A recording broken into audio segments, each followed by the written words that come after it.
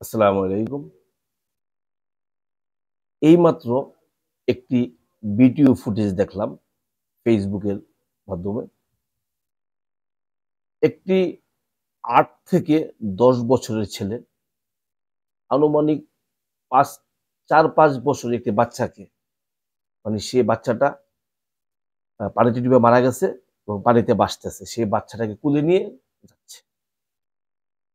এই যে একটা দৃশ্য, এটা যে কতটুকু করুণ দৃশ্য, সেটা যে কতটুকু কষ্টের দৃশ্য একজন পিতা ছাড়া অথবা যেই পরিবারের সদস্যটা মারা গেছে সেই পরিবার ছাড়া অন্য কারোর পক্ষে অনুভব করা অসম্ভব প্রায়। কি যে একটা কষ্টের এই দৃশ্যটা। আমি বর্তমান সরকারের যিনি প্রধান উপদেষ্টা আছেন ডক্টর মোহাম্মদ ইউনূস স্যারকে বিনীত অনুরোধ করব, আপনি একটা ফান্ড তৈরি করেন যেখানে প্রবাসীরা অর্থ দেবে। ভারতের প্রতিটি বাঁধের সামনে বাংলাদেশ আরেকটি বাঁধ তৈরি করুক। ভারতের বাঁধের যে উচ্চতা আছে সেই উচ্চতা থেকে কমপক্ষে ২০ ফুট উচ্চতা আরেকটি করে বাঁধ, প্রতিটি বাঁধের সামনে একটি করে বাঁধ তৈরি করা হোক। অর্থ কোথায় থেকে আসবে? আমরা যারা প্রবাসী আছি আমাদেরকে আপনারা ২.৫% প্রণোদনা দিচ্ছেন। সেই প্রণোদনা আমাদের প্রয়োজন নাই।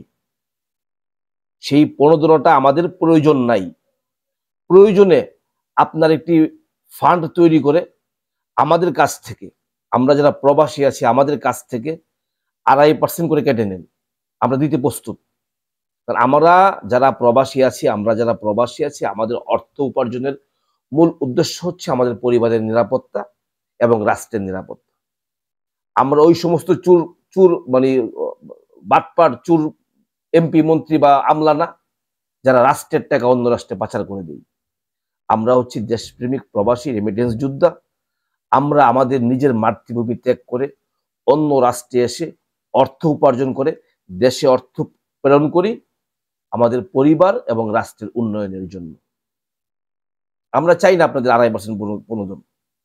আপনারা ২.৫% প্রণোদন সেই বাঁধের পিছনে ব্যয় করুন এবং প্রয়োজন হলে আমাদের কাছ থেকে আরো ২.৫% করে কেটে নিন। তারপরও ইন্ডিয়ার প্রতিটি বাঁধের সামনে আরেকটি করে নতুন বাঁধ নির্মাণ করবে বাংলাদেশ এবং সেই বাঁধ যেটা আছে সেটা হবে ইন্ডিয়ার থেকে কমপক্ষে ২০ ফুট উঁচু।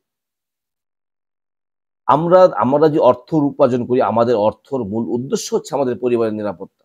যদি আমাদের পরিবারের নিরাপত্তা না থাকে, রাষ্ট্রের নিরাপত্তা না থাকে, তাহলে আমাদের অর্থের কোনো মূল্যায়ন নাই।